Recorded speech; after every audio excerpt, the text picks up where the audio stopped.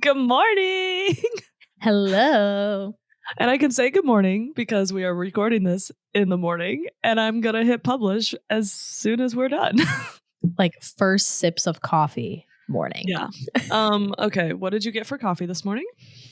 Okay, well, we're out of milk, so I made an Americano with some maple syrup and a splash of like sugar-free vanilla creamer. Okay, that's not bad. It's not that bad, but the drink that you got from Starbucks is what I'm going to go get this afternoon. Yeah, the secret menu thing they're doing right now. Okay, slight pivot because this applies to blogging. My best blog post that has brought me in so much traffic, Starbucks secret menu. That's hilarious. And I kid you not, I wrote this blog post, I don't know, in 2019. And it is, you want to see traffic? My coffee blog post. And I'm just like, this is not necessarily the traffic I want, but I'm glad everybody's trying my recipe. That is hilarious. So the drink that you got is, if I go to Starbucks, which isn't like super often, but if I do, I love the oat milk shaken, the brown sugar oat milk shaken espresso. Yeah. So I got the venti iced brown sugar shaken espresso with oat milk and white mocha and vanilla cold foam. So good. It's pretty good. Not gonna lie. Because I'm normally like, I don't go out of my way to go to Starbucks anymore. And I have one drink that I will get. And it's the venti iced white mocha with half and half, no whip, vanilla cold foam. The vanilla cold foam slaps. And when I got that drink yesterday and we were on our way to the thrift store, by the time we went from Starbucks to the thrift store, I had chugged it. Granted, it wasn't a large one, but I had chugged it and both the girls looked at me and they went, "Did you finish that already?" And I went, "Sure did." It was really good. And it was really hot yesterday. Had to happen. Okay. Not to just keep talking about coffee, because we all know photographers, we love our coffee. Good. I love it so much. My husband roasts it in our basement. We thought today's episode could be really fun to talk about our flops, what went wrong, how we pivoted, things we're noticing, with like people standing in their own way and realizing that you're actually refusing to grow, and that is why you're not going anywhere and you're treading mud. So we thought this topic could be super fun because we have made so many mistakes. We have tried so many things. We've done a lot of things and we keep trying. And there's days where like, we're done. We quit. We're going to go work for Starbucks. You're done. And then we get paid 3 times and we're like, yeah, I'm on top of the world again. This is the best thing I've ever done with my life. I am awesome. That is the emotional whiplash of owning a business, though. Like one day you're like, I got paid. This is the best part of my life. And then you don't for like a week or two. And you're like, I quit. I'm absolutely done. This isn't worth it. And I know we were talking about this. Shit, was that last week? Earlier this week? A slow week does not mean you're irrelevant at all. And also a slow week mean like just, okay, slow in what form? Slow, you didn't get an inquiry, but you were able to knock out batching blogs, batching social media. You were able to play with your kids. So it wasn't actually a slow week. You just didn't do what you thought you were going to do this week. Well, and if you think about it, every business or industry has slow seasons. And like any job you work, even at 9 to 5s, like they're like, this time of the year is really busy. This time isn't. Like I know when Daniel worked in retail, it was like, oh, holidays are super busy. This season's not. When we owned a coffee shop, it was like, this time's busy, this time's not. And I think it's almost easier when you work for somebody else and know that because that's just something you know. Like, but when you work for yourself and you have slow seasons, you automatically think it's your fault, even though that's just the natural ebb and flow of how business and life is. Like there are busy seasons, there are not. And then when there are not, we just have to work on not taking it personally and working on the things that will keep us moving forward, even if they don't feel like it. Which, I mean, don't get me wrong. In your business, everything is your fault. But like, to put it bluntly, like everything is your fault. Like, but that's the beauty of it. Everything's my fault. So like if something's going wrong, I can fix it. If something's going right, I can analyze it. But we can use all these as a learning opportunity. Yeah. So diving in, I think, have you ever had, I know I've had a time where I'm like, you know what, I'm going to put out mini sessions or something. And you Mhm. take all the time to plan them and you market them, and then crickets. Uh-huh. Yep. I had one a couple years ago. I was like, I'm going to do a fall like apple orchard mini Mhm. sessions. And I was so hype. Everyone was like, yeah, do this. I would totally book this. I booked one. And I was like, okay, I don't know if I'm ever going to do that again. And like, but I was able to analyze, okay, how did I market it? How much time did I give people? What was the process? And like dive into that.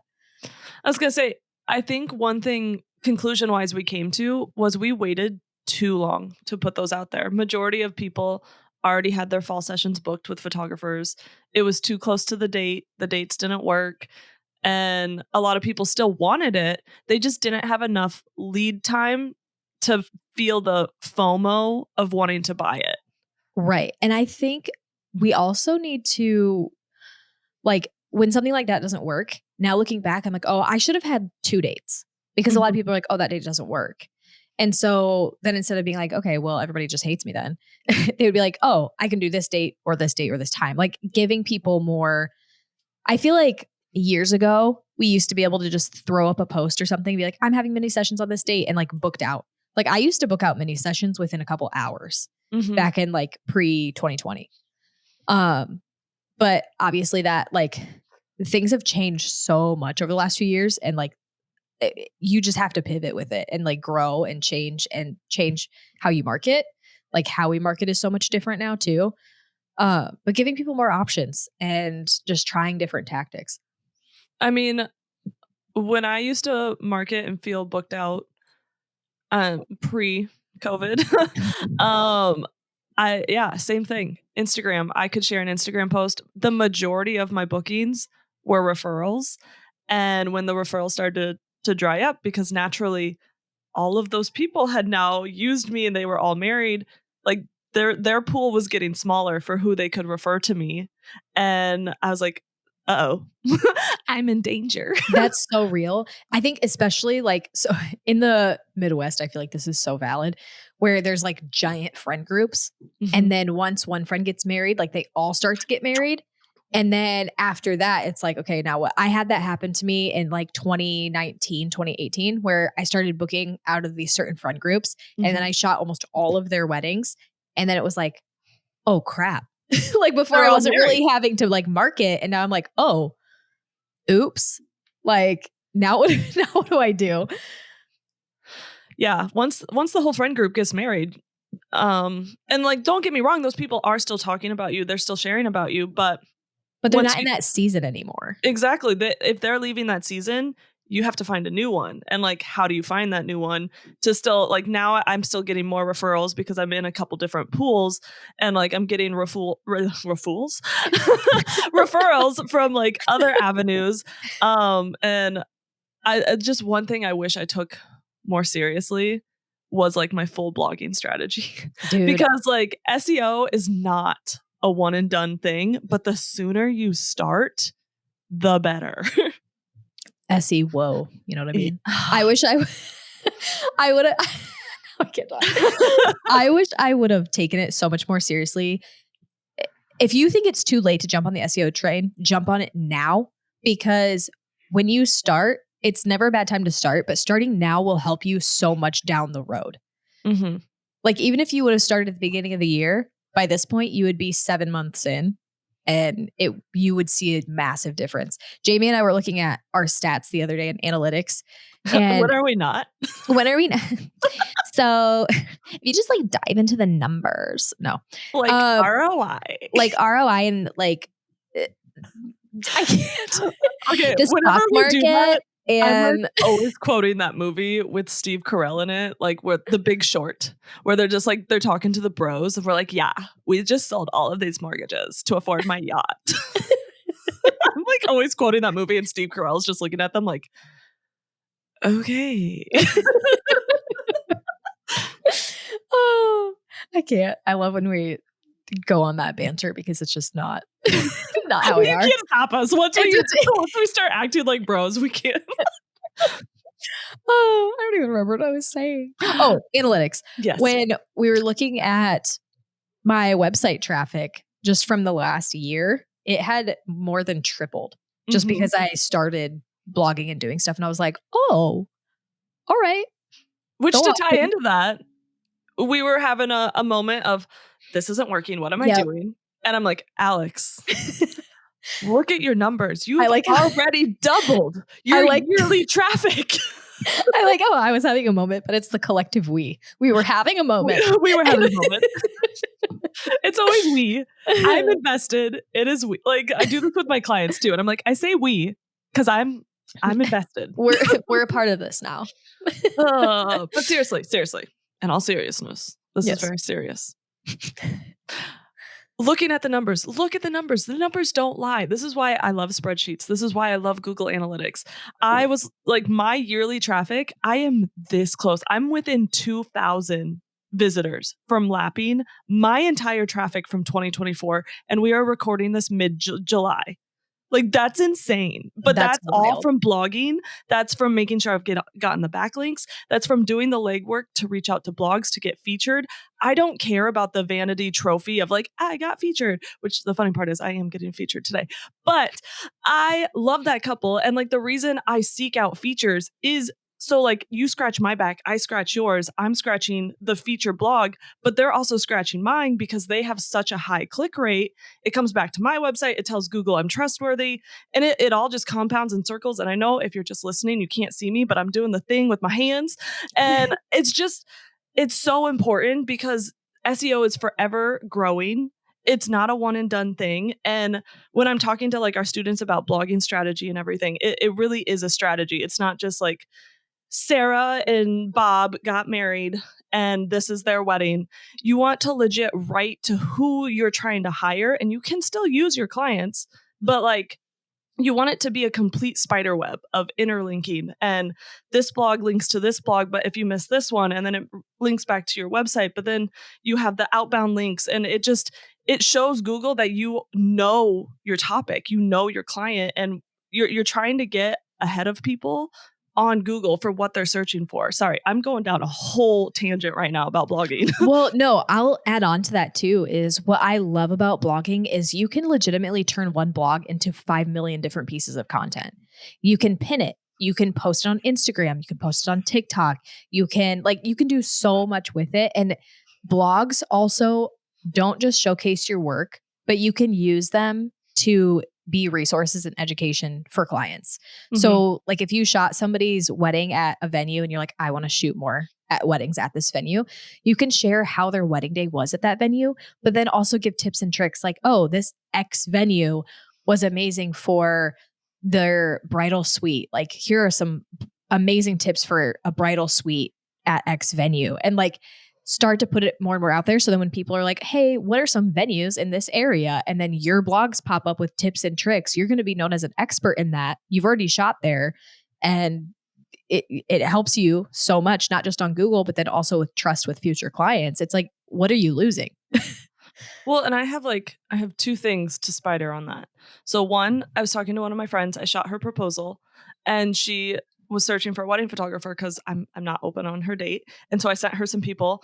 But like, she told me she was frustrated because she was Googling, and I'm like, I'm nosy. What were you Googling? Because I want to solve this problem. And Yes. she is local to us, so she's an Iowa bride. So I'm like, what are you Googling? Yeah. And she's Can just you like, well, just like screenshot your search history for me? That would be great. I was so close to asking. But she told me, she was like, wedding photographer near me. And I'm like, okay, this is good to know, because like, I want to know what people are actively searching, not just on the Google side of what Google says people are searching, but like from just literally someone who knows nothing about the wedding industry, who's trying to get help, who felt frustrated looking through websites because she's like, this didn't make sense, this didn't load properly, this contact form wasn't working. And like, me being me, I'm literally talking her through all of it. And so I'm just like, okay, awesome.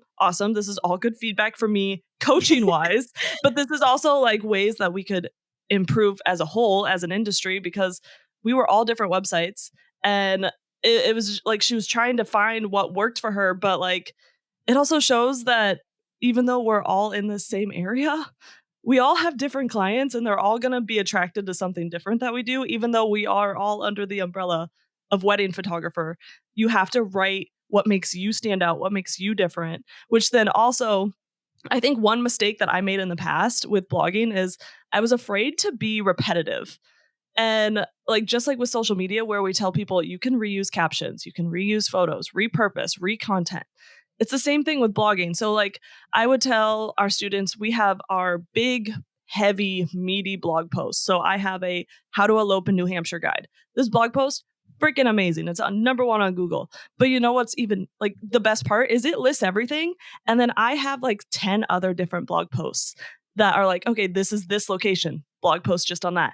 And they all link to each other. So if you think about it, you have the one big one, and then all of these other ones, these are still blogs that I can write about. It's still talking about New Hampshire, but all of these blog posts have different keywords that link back to each other that tell Google, this chick is really smart on this topic. We should send her more traffic. Well, and it's making your content bingeable. And it's Yes. giving them a roadmap. It's almost like in layman's terms, it's like, you know, when you see a TikTok video and it's super interesting and you're like, wait a minute. And then you go to their profile and it's like more videos on that thing or that story. And That's they may exactly repeat what we're doing. themselves in Yes. in 1 second, but it's telling your brain like they're still talking about this. And it's giving consistency. It's like, Yes. oh, okay, I know that I can go look at this person's thing because this is the topic they're talking about. Mm-hmm. And another tip with that too is listen to your consult calls. Listen to the questions people have on consult calls. Listen to their struggles. I know I sent Jamie a message after one of the consults I had because I was like, hey, this Midwest couple was going to elope, but they didn't because they wanted, like, they didn't want to have to plan two things at once where Thanks they for the would go content. elope and then they would come back and have a reception and then they wanted everybody with them. And then planning, like finding vendors and venues sight unseen was really difficult. I was like, I don't know what you can do with all this information, but here you go. And I'm pretty sure you wrote some blog posts about it. So listen to your consult calls. I sat down and I whipped out a 2,000 word blog post. I was Yes. like, okay, this is good market research. These are the, like, anytime someone asks me a question, I'm like, I need to answer that because if they're asking that, someone else is. And how can I answer that in a way where I can repeat myself without just sounding like a robot, but like showing that consistency, showing that I am an expert on my specific niche, specific area of photography that I love, that I want to keep shooting. Well, and if you are like destination elopement photographer, some of those people still work with planners, even though it's like a low key day. And so I'm like, you could partner with a planner and be like, oh, hey, you know what? I know this planner is in that area and works at that venue. Have her do like a FaceTime or Zoom like walkthrough of the venue with you so you can see it. Like different stuff like that, like finding those hard things for people and making a point of connection and trust. It's like the content never ends. There's so much. So much content. And it's so much fun too, because I think that's one thing where we think, okay, I just wrote 10 blog posts. I'm good. You're not. I mean this with love in the most blunt way possible. I want you to grow. I don't want you to stay stagnant. If you're still trying to do something that you did 5 years ago, you're not relevant anymore. You need to keep growing and changing and listening to the feedback you're getting. And millennials are not the main group of people getting married anymore. For the most part, we're all married or we're never getting married because we've seen the trauma of like everything above us. And like, it's the younger generations that are getting married that are asking the questions that they want to do something different. They want the content creators. Content creator wasn't a thing 5 years ago. Like, there's so many things that have changed and shift, and you have to keep growing. You have to keep immersing yourself in the current industry to see how you can set yourself apart. I'm not saying you have to offer something you hate, but like you have to be able to know what the current events are. Right. And okay, so I have two things to add on to this.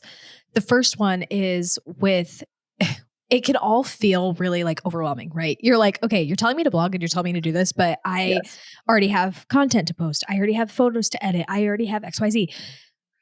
Jamie and I promise you that if you sat down for a few hours, you could and just scheduled out even one blog post a month because you can have it schedule and like publish by itself. So if you sat down and did that for a day, you could have like you could have the rest of the year done by just scheduling out one for July through December and get that done in a day, and it's already scheduled, and then you don't have to think about it again. And then in the winter, when a lot of us don't have weddings back to back, schedule out heavy batch days. And then next busy season, next summer, you're not doing these things because you already scheduled it. You already took the time to do it. And I understand we're tired, we're exhausted. It's a lot to like not only take care of our kids, but then also, okay, I have to schedule all this blogs and reach out to all of these other blogs and try to get featured.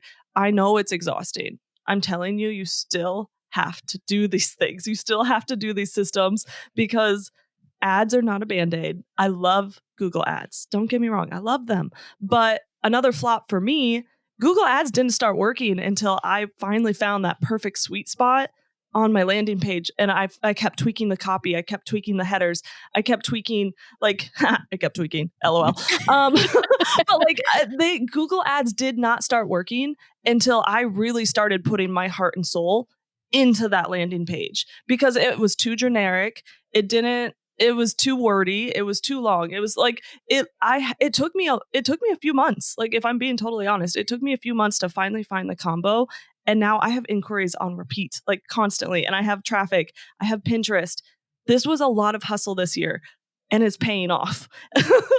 It is a lot of like trial and error. That was definitely one of mine too, because now I've been running Google Ads for a year. And through that time, the amount of landing pages and ads and like all the different combinations of stuff that I know that we both tried, because we'd be like, hey, I tried this time. Like, how's this? Mm-hmm. And it all this stuff does take time, but you will eventually find what works for you if you are consistent and you don't give up. Also, we live 15 minutes from each other, and we have not once had the same inquiry. Facts. So like you really have to hone in on your message, because people that are reaching out to Alex are not going to reach out to Jamie and vice versa. Mm-hmm. Like maybe the one that could have been a crossover was the one that you gave me the blog content for, of like how to have a destination wedding or destination elopement and a wedding reception. Like that maybe could have been a crossover, but they still didn't reach out to me. They reached out to you. Right.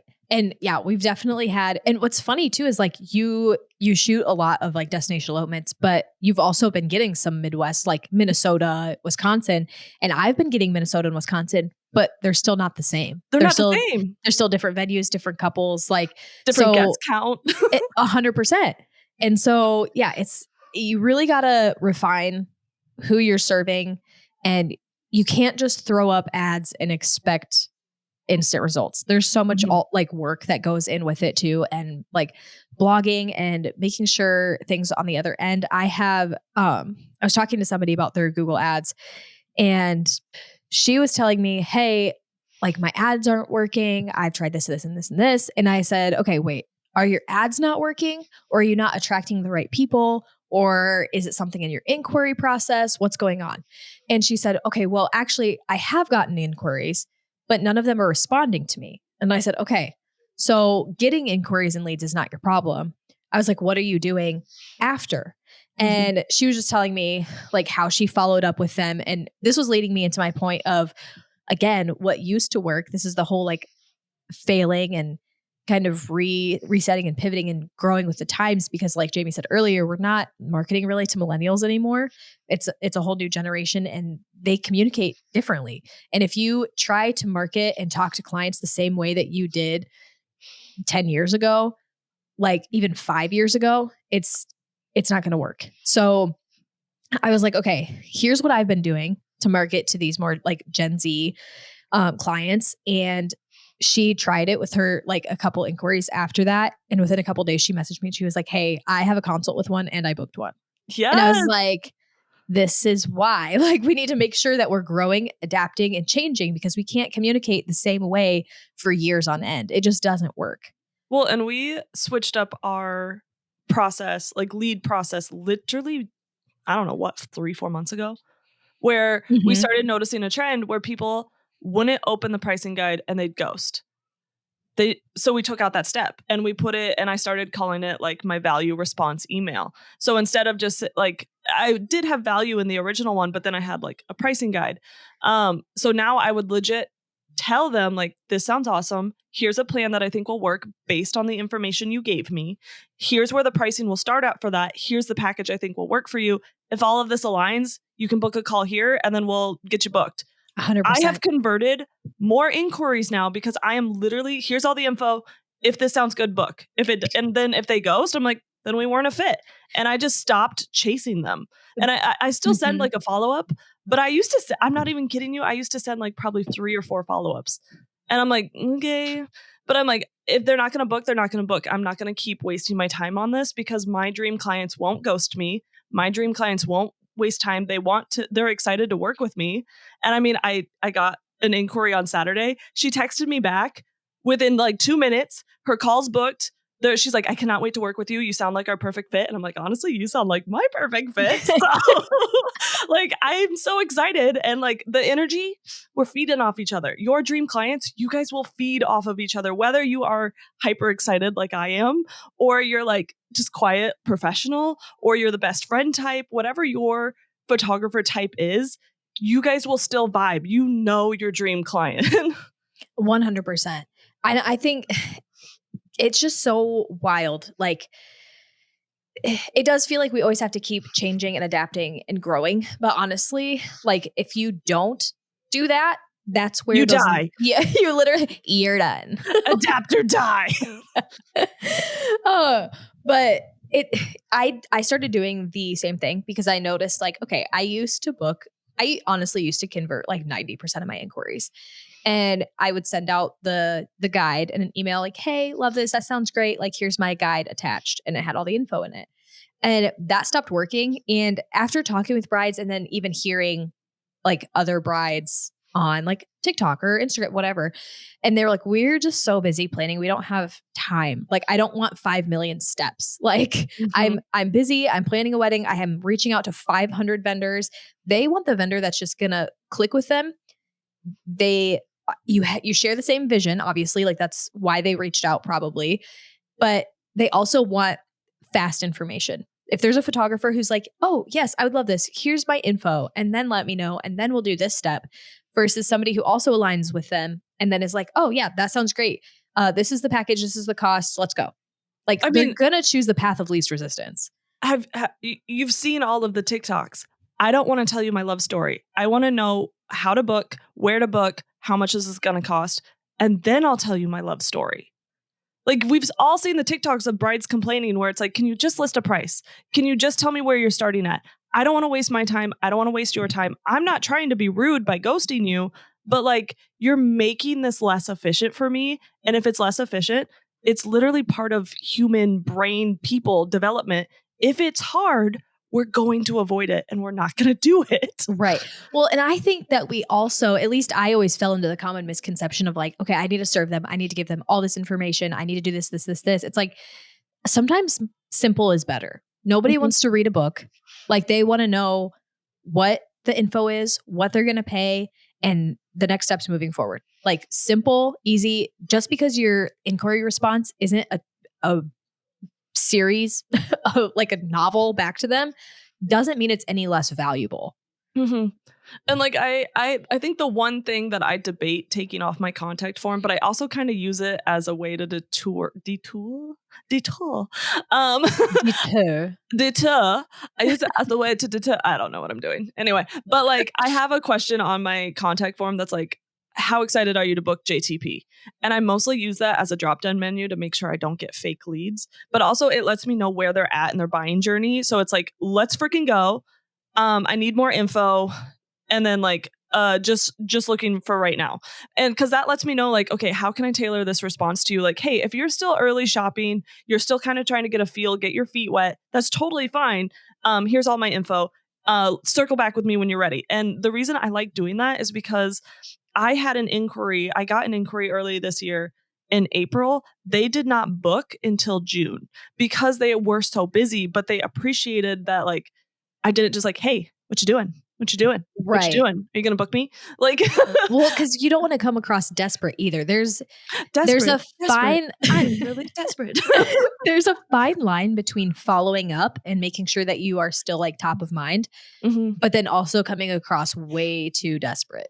hmm And also, okay, so like our websites, we have spent so much time trying to make sure they are not. And I tell our coaching students this too. Like, you don't want your website to just be a bullet point that you would see on an invoice line. You want to actually reframe your website and tell the client's problem and how you solve it. So, like, one of my headers on my website is how to like is eloping the details, is it melting your brain, where you're like, I want this, I don't know what to do. So like I'm reframing it like, yeah, you probably want this, right? Here's how I can help you. Not just like, I'm an elopement photographer, all day coverage, I have true to life editing. What else about me? I shoot film. Right. Like, I love problem solution yeah. marketing where it's like, you're struggling with this. Here's how I can help you.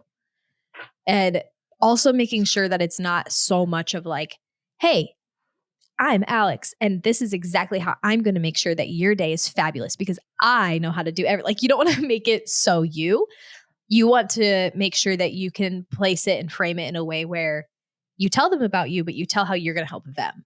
But also to play into that, Also, something that also there's something that is becoming more popular, especially on social media the last few months, is actually using a little bit more of the I me content.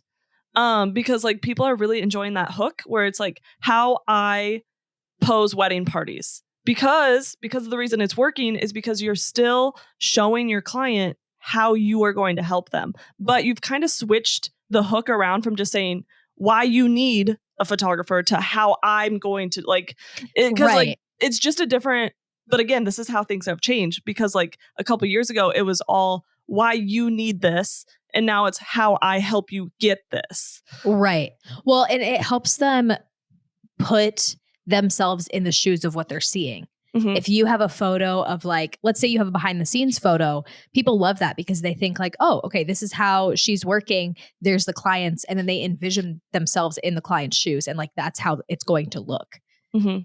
And I know we're talking really wedding heavy because we're mostly wedding photographers, but this can still This family applies for photographers, families, for newborn. seniors, for newborns, like across the board. Because even like circling back to when we were talking about blogging, if you don't if for a good like blogging strategy, like top of my head, I'm trying to think of a tree, how to book out your family photos. So like it will talk about maternity, milestone. You could talk about family photos each year.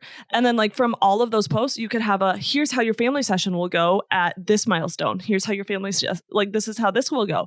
These are the different newborn sessions that you can pick from. This is a lifestyle newborn. This is a studio newborn. And it's all a spider web that it's going to come back. So like, you don't have to be a wedding photographer to have a blogging strategy. You can legit build a content tree based around your brand, based around things you want to do and what you want your brand to be known for. You just have to like, what are you trying to book? Who are you trying to talk to? And you can always send Jamie and I a DM because we are like Jamie's got a geek. endless freaks. Like if you are a newborn photographer, like you can do the whole like lifestyle and studio. And then you could even go down the rabbit hole of how do I prepare my newborn for a session? When's the best time to feed them before a session? Mm-hmm. When it like all of the things, like what time in the day, like in their schedule, is it best to take the photos? If These you're are all things I've asked Amy, my like sweet, we had Amy on the show, because she's done the boys. I had no idea. I'm like, do I feed them?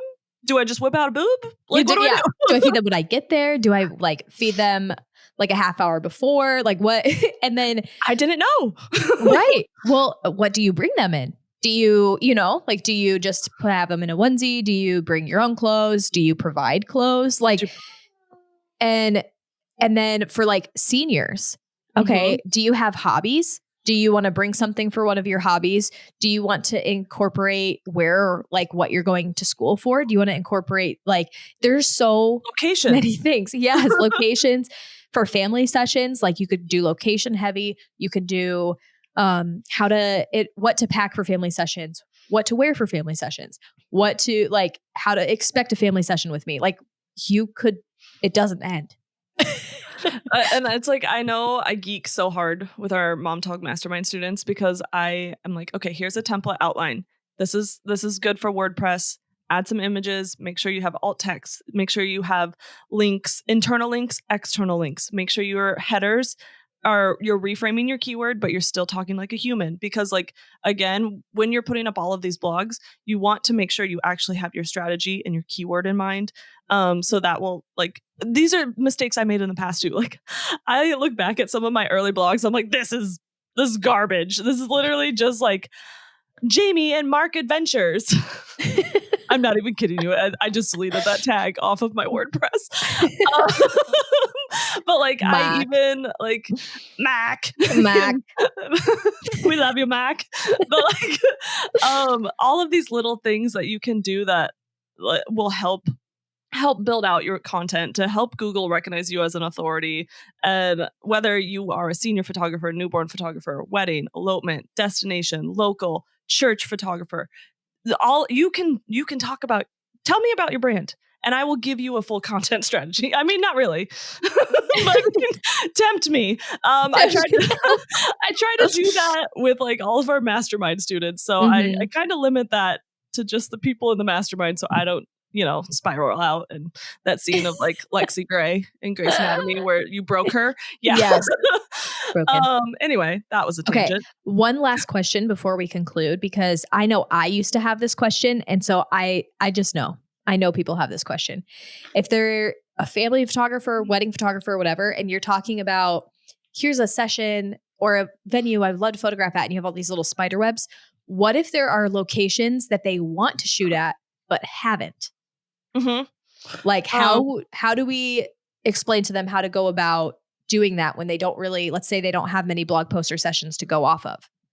One, do your research. So make sure you know everything about that venue, who or like that location. Make sure you know sunset times. Make sure you know permit process. If it's a location versus a venue, permit process. And then it's okay. It's okay if you don't have images. Because you can always get those images. If it's a venue, you can go do a venue tour. Go talk to the venue. Go ask them like, hey, I'm really excited about this venue. This looks amazing. I really want to photograph here. And you can go talk to them, and then you can get some photos and just be like, hey, I'm writing a blog post about venues that are on my bucket list. This is getting me really excited. This would be really cool. And again, that's how you're going to nurture that relationship with that venue. But then say it's a location. I don't recommend taking photos off of anybody's websites or anything like that. Even with credit, I still don't recommend it. So like it's okay if you don't have a photo for that location or venue. You can use like a detail or something if you need a page break. But like you can always add photos. At the end of the day, let's get the content, let's get the words out there, because you can link back to that specific website for the venue if they want to. You can use that as an external link, and then they can go to that link. But like, don't steal photos. It's okay if you don't have photos. Just get the words out there. Get your knowledge out there. Add photos later. Exactly. I would also say that if it's not far and it is attainable, like Jamie's saying, doing the walkthroughs or stuff, but with like locations, travel there and take your own photos. So they don't even have to have like a couple or family. And then bonus points if you do like a model call and you do take somebody to those locations to photograph them. But I've had where I'm like, okay, I love like the Great Lake area. And so I traveled there, or I went and talked with venues that were 2 hours away just to sit there and have a meeting with them for 10 minutes. But hey, like I could get a photo of the outside of the venue and I could talk with them and get to know them and see the inside of it and be like, yes, like I have been there. And so that's where the legwork comes in too. But it does make a huge difference. I was going to say, so I guess the one last point of like touching on is I see so many photographers sitting in their anger. And I have been there. Trust me. Trust me. I have been there. Like they're sitting in their anger. We've been there, Jamie. And We've they, been there. oh yeah, we have, because we're a couple. But like not getting out of their own way, not seeing that. I'm trying to like put this into a metaphor. So let's just say we're making dinner, right? And I have been this photographer where it's like, I'm doing everything, nothing is working. I'm like, are you just, sprinkling salt and pepper on at the end? Or are you actually prepping the meal? Are you actually shopping? Are you actually cooking? Are you sweating? Are you yelling at the sous chef, like the bear? Like, let him cook! The shoe chef. The shoe chef. The sous chef. Mark's going to kill me because I said that wrong. It's fine. But like, you know what I mean? There's a difference between just sprinkling a little salt and pepper and I'm like, I'm doing everything and it's not working versus are you actually getting dirty and doing the work? Are like, I'm just saying. Sorry. I know, but like, couldn't let that go. I have been that photographer. I have been the angry photographer that has taken all of the education and I'm like, I'm doing this. I have a blog. I have a website. I have social media. I post every day. But like, I didn't have a strategy. I didn't actually take the time to sit down and be like, why am I posting this today? Who is this post serving? Who am I trying to book? Who am I trying to attract? Who am I trying to nurture? Why am I doing this? Just to post. Yeah. There has to be a reason behind it. I always look at everything that I post as if that was one thing that somebody could see before booking me. Mm-hmm. Like, make sure that it makes sense and don't just throw up a post to throw up a post. I think there's a time and place to be angry, right? Like, we could all be angry. We've all been angry, but you have to, that's where that like pivoting and adapting comes in. And if something isn't working, you have to try it from a different angle. Mm-hmm. You have to try something else. You have to put you have to put in the groundwork. I think that's one thing that I'm like, it drives me nuts because I know we're like, and this is the last point. And then we just keep going. Honestly, we can do a long episode every once in a while. Y'all like the long episode. We did get told that we should have longer episodes sometimes. Mm-hmm. So here you go. But when you really look at it, just like Jamie was saying, like when you pull back, yes, you're posting. Yes, you're doing this. Yes, you're doing this. But are you doing busy work or are you actually doing deep work that's moving the needle forward that doesn't look attractive?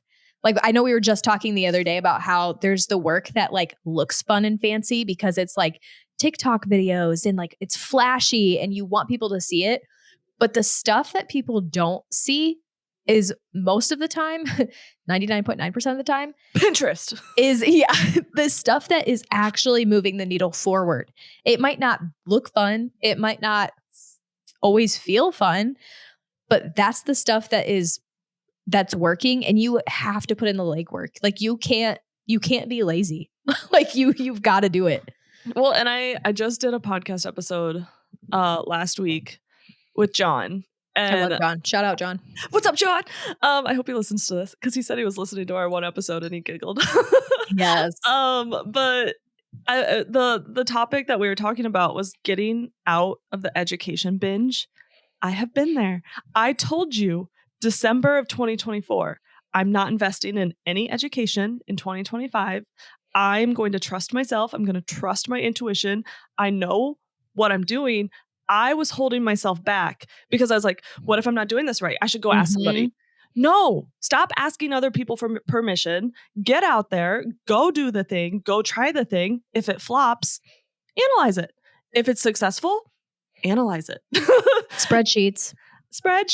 Yeah, no, and then so like one of my strategies this year was to make sure I had a full plan. So I've been doing 30 days of posting reels every single day. My traffic has gone up. My interactions have gone up. I think I've gained like 100 followers, which I understand I have a slow burn account. I have never really been viral or anything. My goal is not to be viral. My goal is to always talk to my client. And like the way I started redoing my strategy, which is so fun because I've had like other people be like, your content is so good lately. I've been getting so much information out of it. And I'm like, yes, that's what I want. That's my goal because it's working. Right. And like same with like my blogging strategy. My blogging strategy right now is insane. It is very much hustle. But if I told myself, if I hustle really hard in 2025, I get out of my own way. I stop investing in education just as a security blanket and just do the things that I know how to do. I'm actually really smart. Wow, you're really smart. And it has been One has been really cool because I think I had my last mental breakdown. I had my last I had my last mentee bee in like April where I was like, nothing's working. And literally, I kid you not, a week later, I had over 20 inquiries. I had bookings. I booked 6 back to back. I booked an awesome destination family session. And I'm just like, okay, Jamie, calm down. And I think we just get stuck in the education binge. We get stuck in being in our own way, and then we refuse to change. And then some people will change and they'll grow and they'll be like, oh my God, if I could help another person, which like we're trying to do right now, if I could help another person not get stuck in this cycle and like avoid it, even though I feel like in a way it's like a canon event, even though we're talking to you, trying to get you to not do this, you're probably going to have one more last, like, why did I invest in that? And you're going to get angry enough and you're going to fix it.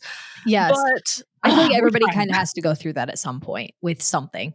And I have also been stuck in the education binge before, and it definitely was, and I'm not saying there is a lot of like education that I have done and coaches who I love and still talk to now that same. Offered so much value. I love them. However, I also still held myself back because I was like, well, I would love to learn more about this thing. And maybe I'm not doing this thing right. And maybe I'm not doing this thing right. And I'm not cool enough. Who am I to do this? Well, they have this, or they had viral videos. So that's why I have had viral videos. I have had 8 million view videos, 4 million view videos, 2 million. It didn't do anything for me. Mm-hmm. And I'm not saying that it does work for some people, but for me, I was so caught up. Like if I could just have that one viral post, everything would change. It didn't. And then another viral post and it didn't. And another one and it didn't. And I was like, okay.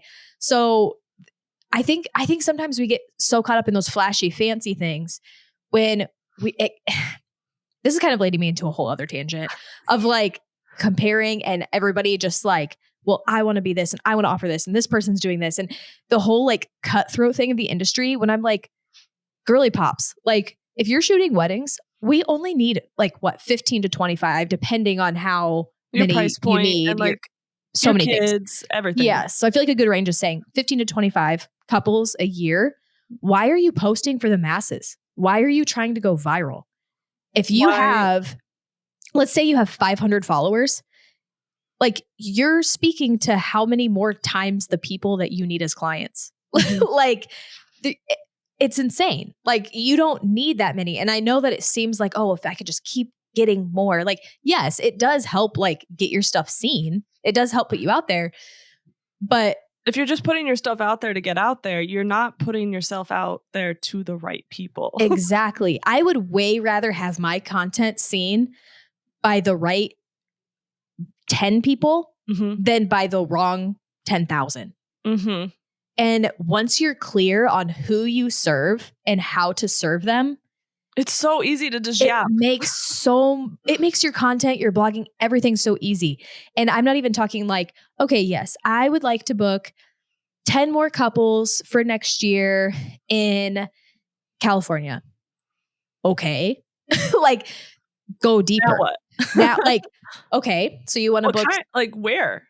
California's huge. It's bigger than some countries. Right. And okay, so let's say you're trying to, I feel like I need to speak to family photographers a little bit more. Okay, let's do it. I'm gonna do that. So let's say you are trying to find a family to photograph. You live in California. Okay, cool. Let's keep going. Okay, what area of California? Narrow it down to an area that you can actually travel within. And so let's say you're in picking an area. San Diego. Okay. Sorry, that was the first thing that came to my mind. It's probably because we were just talking about that. Probably. So let's say you're in San Diego, California. Okay, cool. So that narrows it down more. But now what types of families? Are you wanting extended family? Are you wanting family with young kids? Do you like shooting families with older kids? Do you like, and then once you narrow it down, say you're like, okay, no, I really love young families with toddlers. Like that's just my vibe. Okay, cool. So do you like young families with toddlers who live in the city and they're urban and they love dressing up in formal attire and they go out for a fancy breakfast? If you're like, absolutely the casual skater boy. Yes. Do you like clients that want you to play dress up with them. I'm trying to think of how to describe a client closet. Do you want a beach session? Do you want adventure-y family sessions? Do you want like ethereal? Do you want it to feel like you are in a real life documentary downtown? Do you want it to feel like you are literally just doing bedtime routine with them? I saw that reel and I'm like, I'm obsessed with this. Please let me do this with more people. Like where the photographer just comes to bedtime routine. You guys make It's dinner. not You do too bath time. niche. Like, So I'm like, okay, so if you're looking then for a family who it has young kids, they live in San Diego, and then they also have like a really cute small backyard, and it has like string lights, and it's very like garden-esque, market directly to that. And I tell you, it is not too niche. Well, and plus like they can't find you if you're not talking about it. If you're not telling them how to have that. They can't find you if you're not talking about it. Okay. This was another point. Sorry. I was like, okay, let's go. So I am trying to find on Pinterest inspiration to decorate my house. I live in a log cabin. I have not seen on Pinterest much of any cute decorated log cabins in the way I'm trying to decorate it. I'm not out here trying to put bearskin rugs on the floor. Okay. Time and a place. But why not? That's vacation vibes. That's like I'm going up north on vacation and I'm thriving in that. I'm talking thrifted grandma core, like cottage core, but also a little bit more like eclectic. And I can't find that anywhere. And I'm telling you, I'm starting to like post on my stories, like thanks for my house and everything. And people are like, this is literally my vibe. Somebody messaged me yesterday and after my like little thrift post and said, can I be you when I grow up? And I was like, first of all, you're cute. Second of all, I don't know if you want that. But I'm like, it's not too niche. I can guarantee you there's somebody in that location looking very specifically like, yes, I would love to see a family session done in front of a log cabin. Who's speaking to that? Nobody is speaking to that. And it's not too niche. Like I can drive in Wisconsin, Minnesota, and there's log cabins freaking everywhere. Like not many in Iowa, but like it's out there. So you just need to like speak to that and don't be too scared to speak to it because it exists. People want what you have to offer. You just have to get out of your own way. You have to get out of your own head and just put it out there. And if that means you, at the beginning, if you put it out there and then you throw your phone across the bed and just like don't look at it, do it. Just do 100%. It. Because the more you get over yourself and your fear of putting things out there, the better. Because then like it's kind of like trial by fire, and you're like, if I can do these things and I can try these things, and then you get comfortable and you're like, okay, actually this isn't that scary. Actually, I know what I'm doing. Actually. And don't give up too quick either. Like making one post about it isn't going to cut it. Like consistency is key with it too. So like find your client, speak to that client, and don't stop speaking to that client.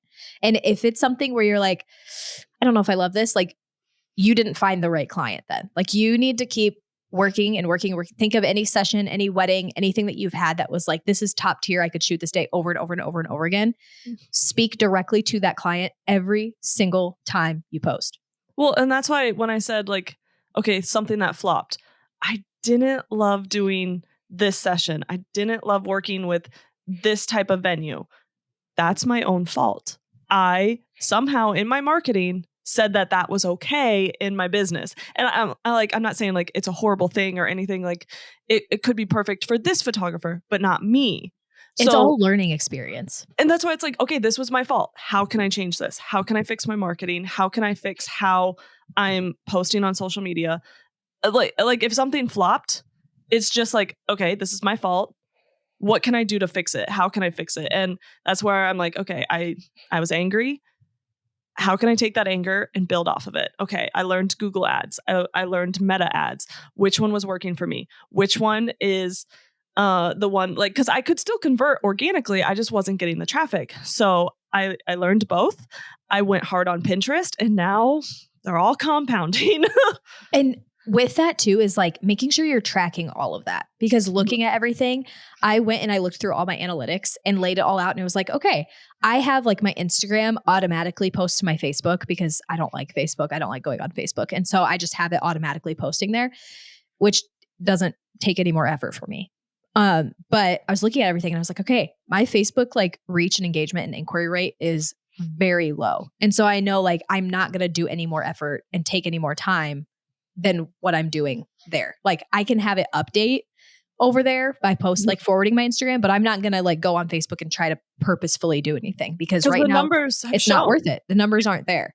And then looking at like, okay, maybe I am not getting something from this area. So I'm going to focus on the few that really help me bring in inquiries.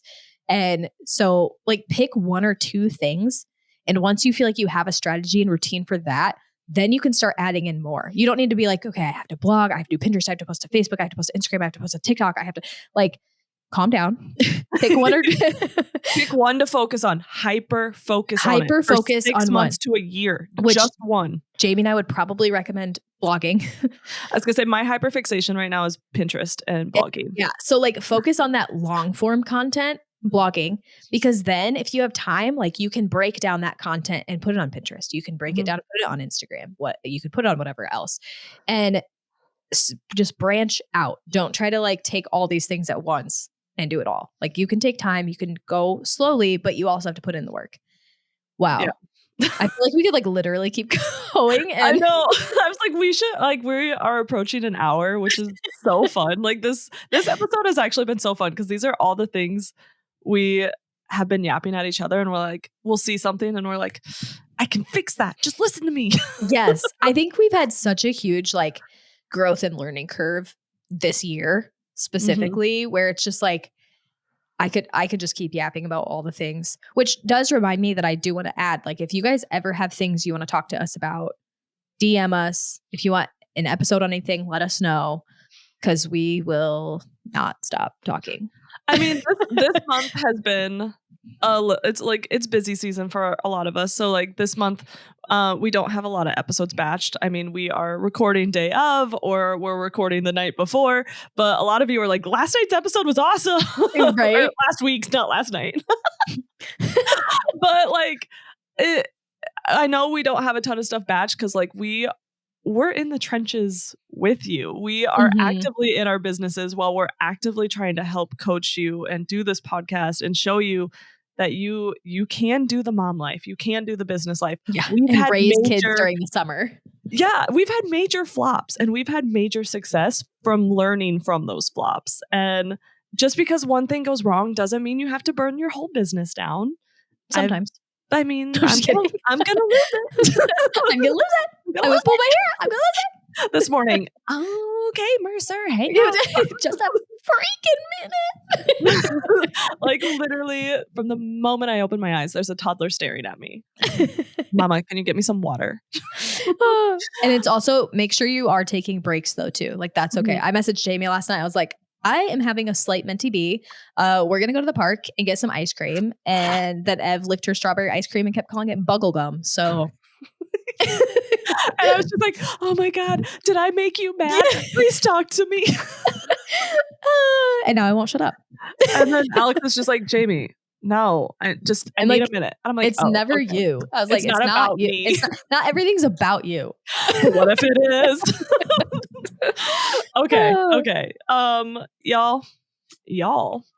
Where's Kelsey Freeman? Y'all. Okay, we are going to put all the links in the show notes so you can easily find everything we've talked about. I'll probably link all the people we name dropped today. I was like, they're all amazing. Quite a few. You want to just like keep going? We got Amy, we got John, we got Kelsey, we got Lindsay, we got did I name drop anyone else? I don't know. Anyway, I don't think so. Send us a message. I hope you liked today's episode. Send us anything, honestly. I know a lot of you also asked for more What Would You Do episodes, so we'll see how that goes. Yes. Fun. All right. Sweet. Well, you guys have an amazing Tuesday, and we will see you next week. Bye.